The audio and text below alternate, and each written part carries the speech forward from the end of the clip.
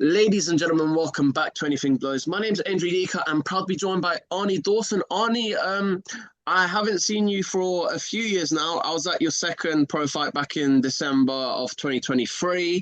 You've been on the streak since then. You've also collected a Youth Commonwealth title. How have you been, my man? Yeah, good mate. Not too bad. Not too bad. Like you say, you was at the second one. I've had five since then, so all going good so far. Yeah.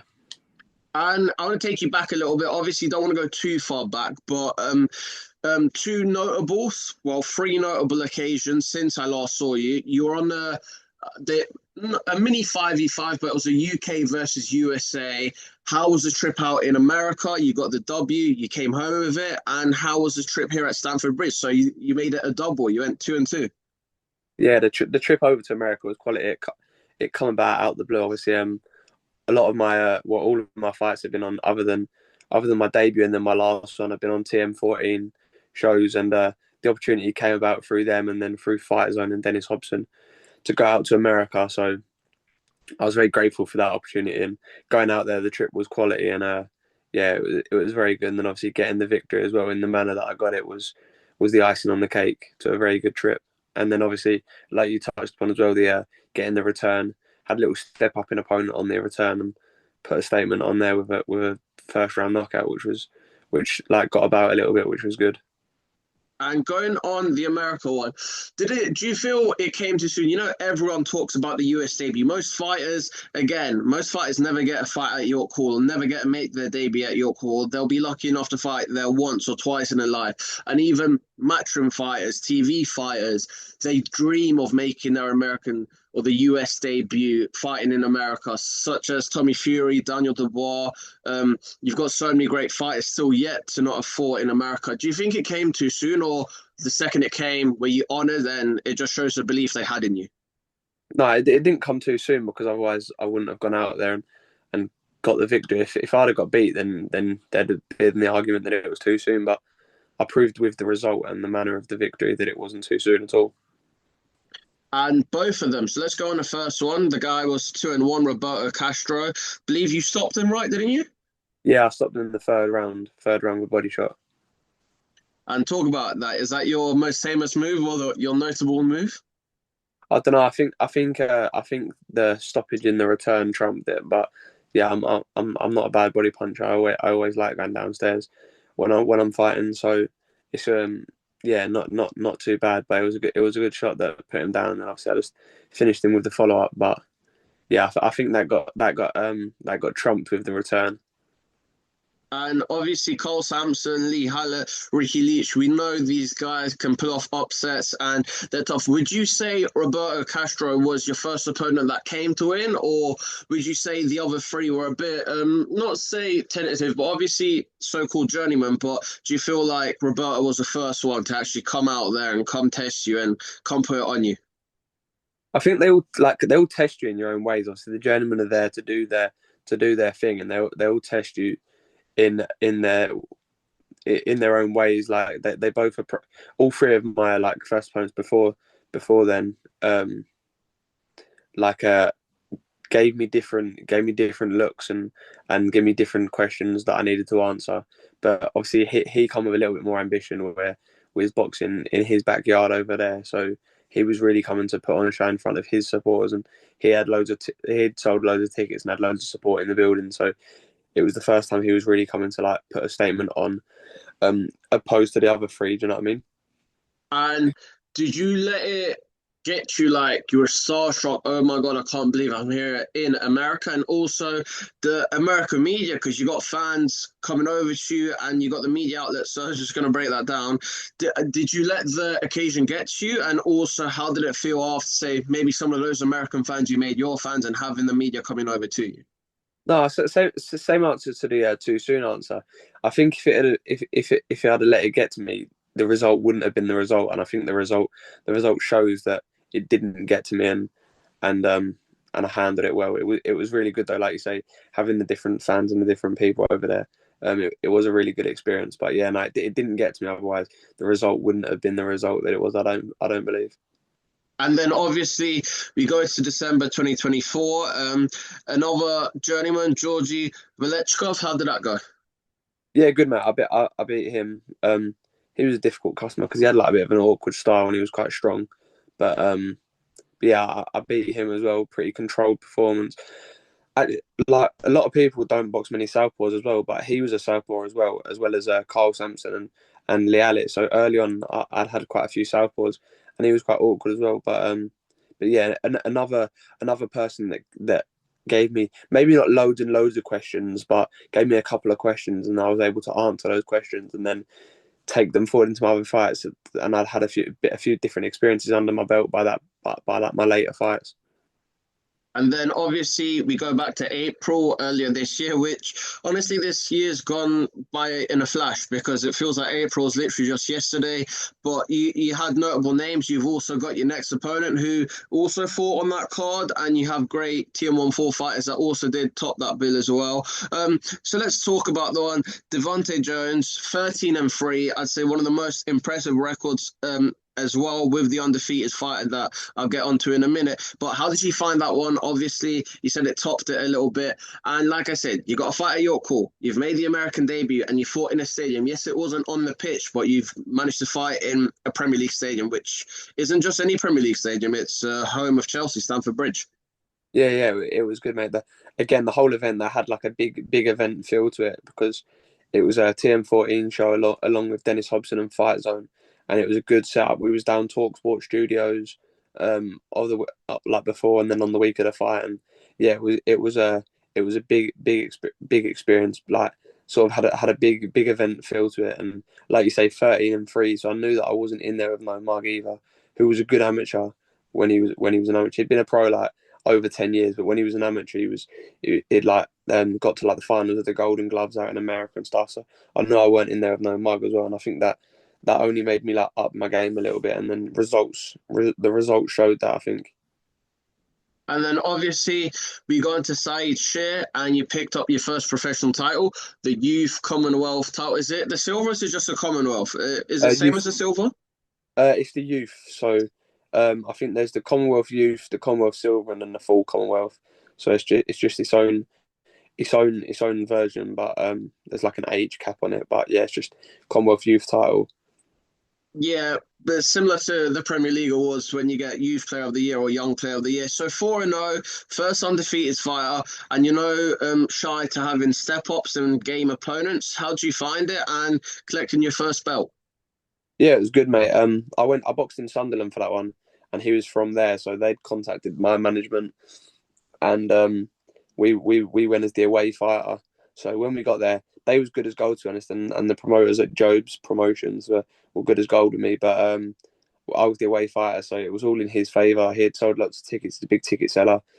Um, I'd been told before the fight that he was a big ticket seller by someone that boxed him before, so I knew he was going to have big support. And when I see some of the posts that I see that they was like raving about him a little bit, like he was going to go on and do this and do that. And he's actually a really nice fella, so I'm not going to talk bad on him. But he, yeah, it was there, and I was there as the opponent for set up for his first like breakout performance, and I went there and yeah, took a few of us down there and silenced the crowd a little bit. And you hear it all the time. Being a away fighter, especially when you go to someone's home show, someone's home city, they always say you either have to win convincingly on points or you've got to stop them, and you did that. Yeah, mate. Yeah, fourth round, I stopped him. I'd and it'd been a little bit of a beat down before then as well. So I hurt him at the end of the first round, and then I was consistently like tagging him through the fight, and then his corner threw the towel in the same time the ref jumped in the fourth round. So yeah, it was a good victory, and I didn't, like you say, going on them away shows, I didn't leave it to chance, and the result was clear as day. And also, sorry, because I forgot to ask earlier, but did you manage to take any fans to America or no? So I had five over in America, and then we had 12 in Sunderland. So not without many people there, but as long as the ones close to me are there, then and the corner team and stuff, then like and Gareth and not like my family and my girlfriend, my close family and stuff, then yeah, I don't need hundreds. I had the right people then. Yeah, got the result both times. So And like you said there, you got everyone, your corner, your family, your partner, and everyone that deserves to be there. Not just deserves to be there, but a tight knit crowd, and like I said, quality over quantity. So now we go on to September 27th. Anyone who doesn't live on the rock has seen the news by now. Arnie Dawson versus Marley Mason. There's been a lot of talk on this one. Would you say, obviously, you can evaluate it after when you come outside that ring, but would you say this is your biggest fight today, or were the other ones bigger than this one? Yeah, no, definitely. I think this is the biggest fight to date. There's not a title on the line for this one, but it's worthy of that. But I think just for the stage that it's on in terms of like it's it's it's it's probably going to lead on to bigger and better fights like all the others are. But not only that, the opponent like Marley himself, I think is the best I've been in with so far. So that's going to make it the best fight so far. And of course, he's fought on the same shows as you. And like I remember seeing Boxer on Sky Sports when I held a press conference one, and Ben Whittaker fought one of his opponents, and they said they love a sparring story. So you sparred him twice or once, correct me? And Twice, how was that twice go? we've sparred. Yeah, Twice. not How bad. how was that? Yeah, not bad. We sparred 3 rounds the first time because there was me, him, and Sonny Hardy there, and I think we all done six. We done three of each other. Yeah, and it went alright. And then I went down another time to Gareth Lawrence's gym, and we done 8. And yeah, there's no real dramatic sparring story. And even if there was, I think it should be kept under wraps, because sparring is sparring. But there wasn't, to be fair, there's not any real big sparring story you can tell about this one. There wasn't like no one got bashed up and no one got beat up. Like I walked away confident from the spar, but I imagine he would have walked away confident from the spar. So, well, what you can take from the spar, I'm happy with what I took from it. But there's no real like nothing real. Obviously, we've been in the ring with each other and we know each other in the ring. But that's the only real like. There's nothing really you can take from it. There wasn't anything too in depth that you can take from it other than just not having that familiarity of being in the ring with each other now. And at that point, you're helping each other, you're learning. And did you feel like, they say anyone in your weight, a weight class below, a weight class above, could be a potential opponent? Did you feel back then that you could have faced Marley in the ring, or was it nothing that came to your mind, something that didn't come to your mind? I think, like I say, it was about 18 months ago we sparred. I think, and I'd only had 2 or 3 fights, and I think he was either just. I know there was all a slightly different time, but it was either like before or after the Louis O'Doherty fight, and then before or after the Aaron fight. We sparred. We like I said, we only sparred the twice. So at that time, I'd only had 2 or 3 fights, and I think one of them I was only preparing for like my third fight or something, and he's obviously been at title level. So at that point, you're not thinking about like, oh, I'm going to box him next, but you know that my aim is always to get to like the title level and beyond. And if he's at that level, you like it doesn't take a genius to work out that at one point you might have to box each other. And is this an eliminator for anything, or is it just a 8 or 10 rounder? No, we've got a 10 rounder. There's no title on the line. It's unfortunate that we wasn't able to get the Southern area on the line, but I think there's one other person ahead of it that is sanctioned for it, so we weren't able to get it on the line. But no, just a 10 round fight. Of course, I believe Ahmed Hatim's fighting Liam Dillon for the Commonwealth silver, and then the winner of that gets British or Commonwealth titles. Do you feel like it could have been vacated if not made for this fight, or as you said, No, so, regardless of the title? Yeah. no, so her team's vacated. Oh, Her team vacated anyway, but I think there's a fella. I don't want to speak out of turn. I might be wrong, but I think there's a fella. I think it's that Anton Haskins. I think he might be in line to box for it, for the Southern area. And unless there's other titles that he can box for, they're not going to bypass him. So I think they would have been happy to sanction me versus Marley, but um, obviously they've got this Anton Haskins that needs his shot or deserves his shot. So if he's been sanctioned for it, they're not going to bypass that and give it to someone else.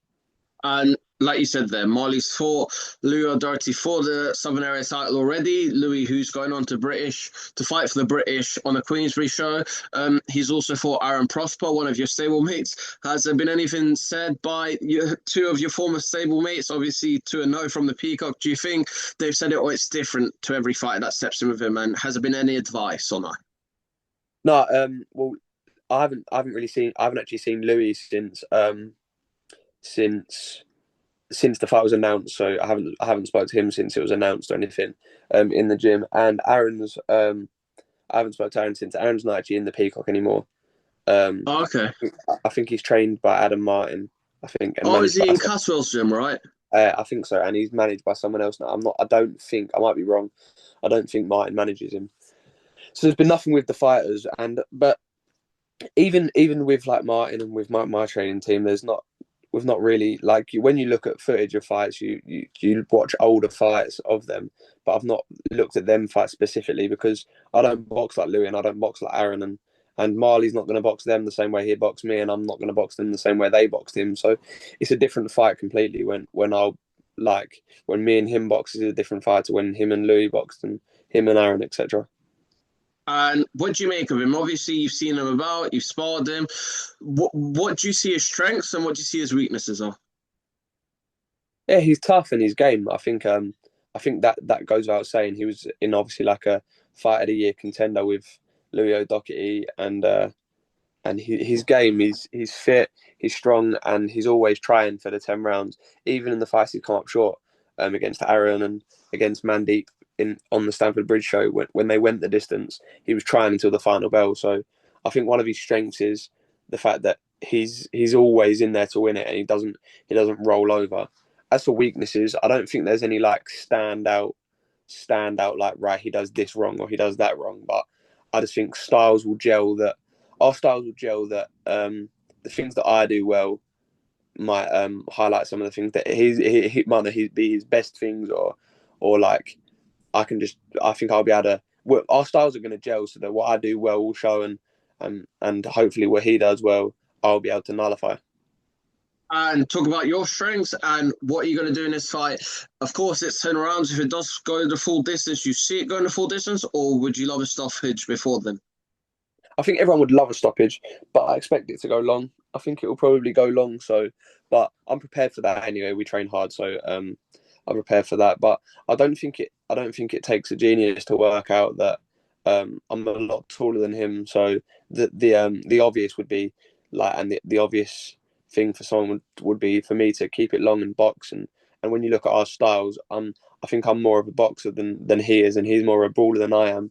So I think it. I think boxing will be my method of victory, and boxing to a win will be my best bet. But I also think it's a fight; anything can happen, and I don't think that I think that he's tough, and everyone knows he's tough. But that's because he's shown that he's tough, and it doesn't mean that because I haven't had to show it yet that I'm not as well. So if a fight goes down that style, I'm ready to show all different aspects of my game. So. Do you feel like people underestimate you when they're going in a fight with you? I don't think so. I think my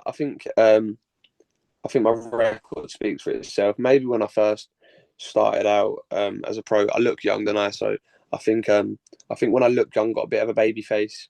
They might have thought, oh, we can get in and like outman him, old man him a little bit and rough him up. But I think when you're 7-0 with 4 knockouts, I think there's only so many people. There's only so many times you're going to get overlooked, and people are going to think, do you know what I mean? Like, yeah, I don't think you can really underestimate me now. Now I'm 7-0 with 4 knockouts. So And obviously, the A side on this poster. Do you believe it's a true 50-50, or do you feel you're the underdog, you're the favourite, or do you think it's as even as it gets?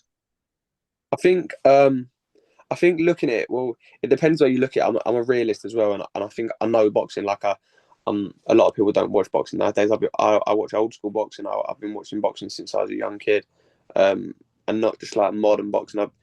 I think so I understand the game, and when you look at levels, he's been at higher levels than me, in terms of like his fights for the Southern area. Like with Louis, Louis is now British champ, like going on to English champion, so he's going to box for a British title. So you could look at it from some aspects and say he's been at a higher level. He's been in more 10 rounders, which would make him the favourite. But I also think going into it, I'm 7-0, the younger, fresher with more momentum. So I think that'd make me the favourite. And then it's just down to people viewing from the outside looking in to decide who they think is actually the favourite. But there's reasons why people would pick him as the favourite and me, I think. But yeah, I don't prepare it differently regardless of who's the favourite. And last few questions before I let you go. If there's an ideal prediction in your mind, do you see a knockout? Do you see a stoppage, or by any means necessary, having your hand raised on the night? Obviously, like in an ideal world, no, like a stoppage is the most ideal thing for anyone, isn't it? But any means necessary. As long as I win, then I couldn't really give a monkey's how it comes about. Really, like as long as I win and look good doing so, then that's the most important thing. And also another question I would ask you: how many fans do you expect to have out here for this one? Hundreds, 200s? Hopefully. I'm not the biggest ticket seller, but I do okay. So hopefully get a few there. Hopefully get a nice big crowd, and make some noise. But I think he'll probably bring a few as well. So yeah, it should be a good atmosphere regardless. And then my victory will do the talking, and hopefully that then leads to us being the louder fans, I guess. I love that. And before I let you go, obviously, people are going to ask you what's next, where'd you go next? Obviously, not to overlook Marley, not to overlook this fight, but if you are to win this, do you want the Southern area? Do you want another big step up? Do you want a TV show? What do you want? Um, I don't really have a preference really. Whatever comes its way. We've not really sat down and spoke that like this is going to be next or that's going to be next. So I haven't got my mind set on anything. And I think with my career so far, with like the America call and the Commonwealth Youth title, like all of those things are things that I hadn't planned for and I hadn't expected. So I'm sticking with that go with the flow sort of mojo, and whatever comes after this, touch wood, I win.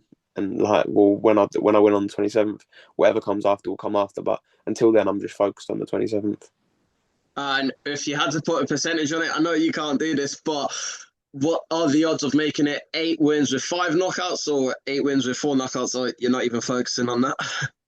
No, I'm not really too bothered. Like I say, a win is the most important thing, and I think it will go long. To be honest, like to give Marley his credit, he's tough, he's game, but you never know what to expect in this game, do you? Like I could go out there and blast him out of there early, or it's a long 10 rounder, but I'm prepared for the long 10, and if it goes shorter, then it goes shorter. And final question before I let you go. What is your message to fans on Fight Night? What's your message to Marley? What's the message to your team? What can they expect on Fight Night? And give us a reason why they should come out. And if you want to thank anyone, please do. I think when you look at the fight on paper, that gives you all the reason to want to come and watch the fight. You got two people that are hungry. One unbeaten young kid like coming to prove a point a little bit, and someone that's been at that level already, obviously wanting to prove their points. I think that for like the supporters and the people wanting to come, that itself speaks for itself as to why you should want to be there. And yeah, just tune in on the 27th of September to see another Arnie Dawson victory. Yeah, big shout out to all my sponsors and all my people. And yeah, mate, yeah, just looking forward to the 27th now. So can't wait. All the best. God bless my man, and all the best against Marley Mason on the 27th of September at York Court. And make sure to be there if you're not, and tune in online. Yeah, thank you very much, mate. Cheers.